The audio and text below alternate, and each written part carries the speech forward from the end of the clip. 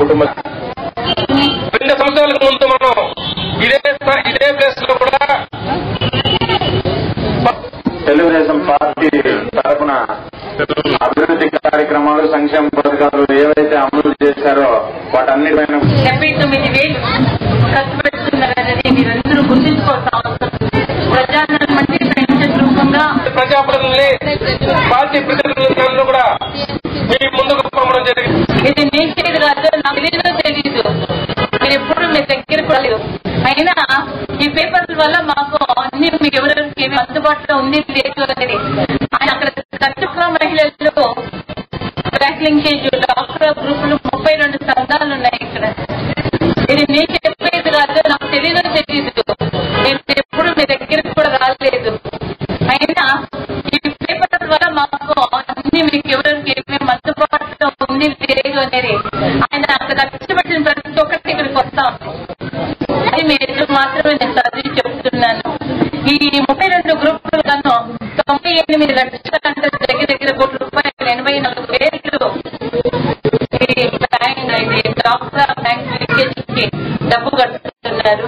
ఇదే కాకుండా డాక్టర్ పురోగతి డాపా గ్రూపుల సంఖ్య 32 కూడా మంజూరు చేసిన మొత్తం 9,07,000 రూపాయలు చేశారు.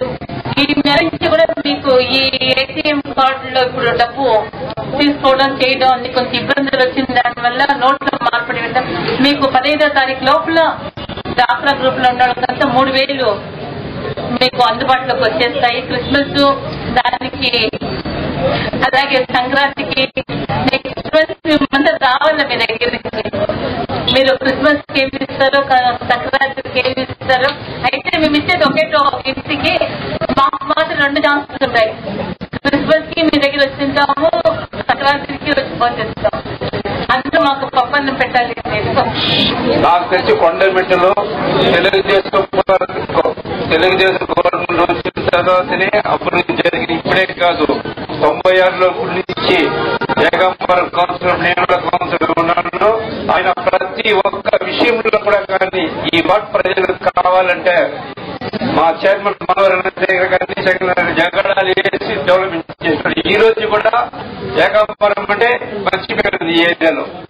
ఎందుకంటే అభివృద్ధి జరిగింది అంటే ఒక తెలుగుదేశం గవర్నమెంటే. నాకు తెలిసిన వరకు రోడ్స్ కానీ కొండపెట్టిన రోడ్స్ కానీ కొట్టాని చేసినాడు.